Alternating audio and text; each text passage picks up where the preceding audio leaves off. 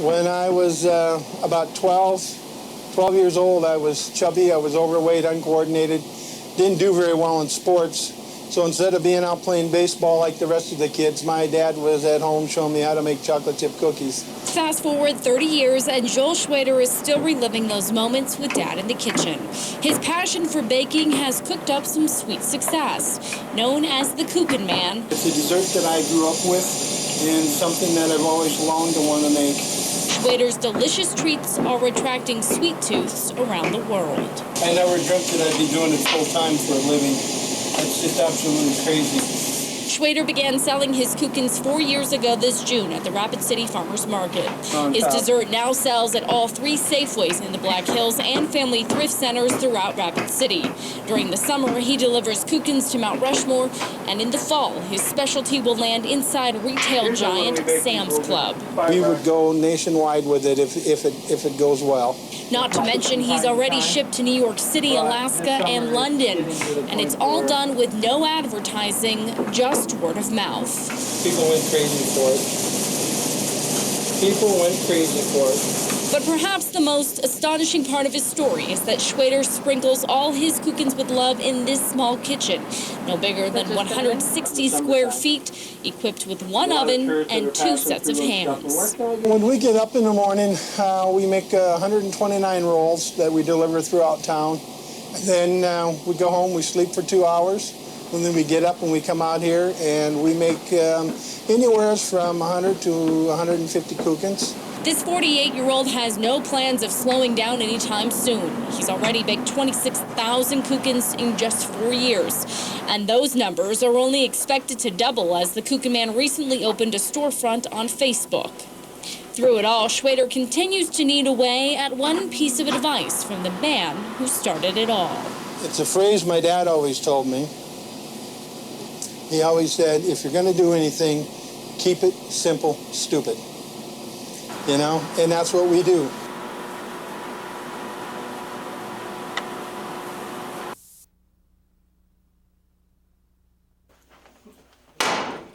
They're exposing everything. Brick walls dating back to 1886, beautiful wood floors buried by decades of carpet, and high ceilings hidden by layers of lights. An old rustic feeling for a new independent ale house. The idea is to give Rapid City something it's never had before, a coffee shop without the coffee. Try to have an environment that's friendly to a variety of people, folks that might come in with blue jeans, as well as the folks that are going to come in wearing suits and ties. The bar is moving into the old clock shop on St. Joseph Street. It will feature 24 beers on tap all the time, a large selection of fine wines, and a variety of gourmet pizzas to go around. It'll transform from a restaurant during the day to a place to grab a drink with friends during the night. You don't have to feel obligated to eat like at some of the finer restaurants in town. You can just come in for a nice glass of wine or beer. And Smith is not afraid to open another bar downtown. He says it's the perfect time for it because development and traffic on St. Joe Street is just about to bloom. We think there's a lot missing from this side of downtown. If we look at Kansas City Street, there's a lot of businesses and there's no restaurants or bars.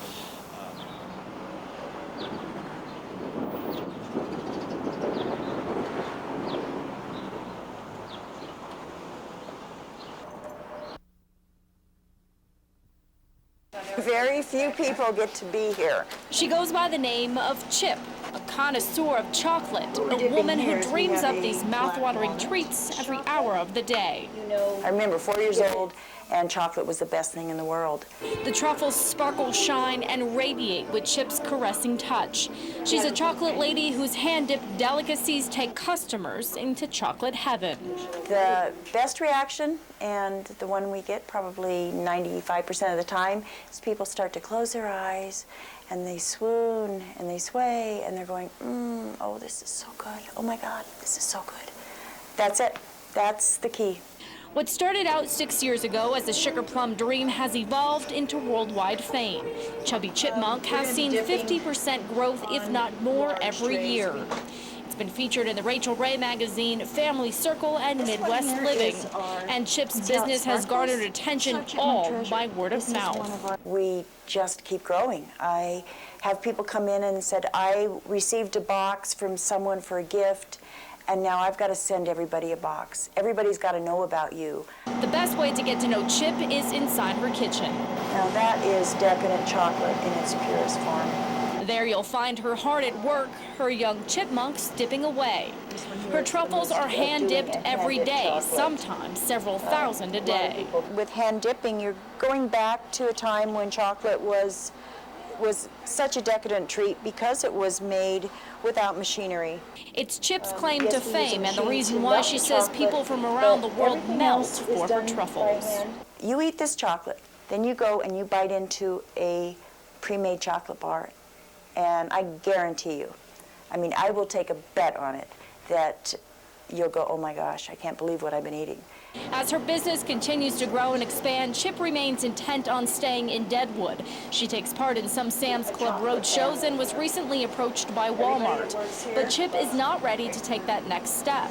She's happy doing what she does, creating flavors in this kitchen with her chocolate family. Better in love. That's our motto. Everybody knows that.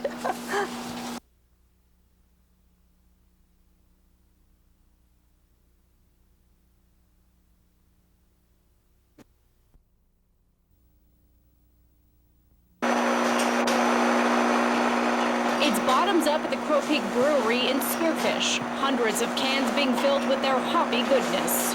At least once a week, the team assembles inside this room to can. In just 1 hour, they can fill 70 cases of beer. That's nearly 1,700 cans. The cases don't sit for long, though. The brewery distributes to more than 280 outlets throughout the state.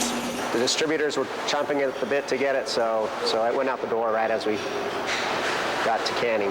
Co-owner Jeff Drum opened the brewery in 2007. 2 years later, he built a new, much larger facility. And finally, last summer, Crow Peak's IPA and Porter Brew hit the stores statewide. Did you ever think it would get this big? I was hoping it would get this big. That optimism and perseverance is what helped Drum's business to grow and succeed. In 2010, sales for big-name beer companies fell flat. But microbrews like Crow Peak's were up 11%. More and more people realize there's a choice above the, American lagers that used to be almost the only thing you could get, and people are looking for a choice. Drum's choice to turn a hobby into a business has paid off. Later this month, beer lovers in the Omaha-Lincoln, Nebraska area will be able to raise a glass or a can filled with a Crow Peak concoction. Drum is also working on distributing to stores in North Dakota, western Minnesota, and parts of Wyoming. I think we'll be up to full capacity here within the next year, and then we'll have to start thinking about what we want to do expansion-wise. Don't worry, though, the next round is on the house. Drum says Spearfish is the best place for people to taste their beer. That's one thing we're really proud of, is that we're the only distributing South Dakota brewery right now. So we feel like we're the pioneers of the craft beer industry in South Dakota, and we're really trying to get all of South Dakota behind us in that, and just keep it a really, give back to both Spearfish and all of South Dakota.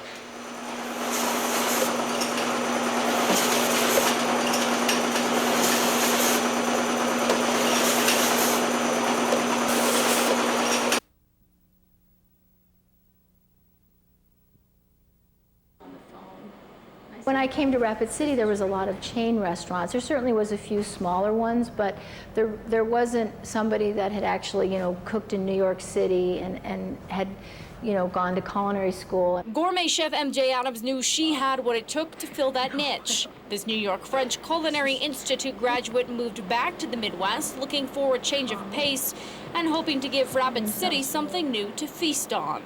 14 years ago, she opened the Corn Exchange Bistro. When I first got written up in Gourmet magazine in 2003, it put us and actually Rapid City on the map.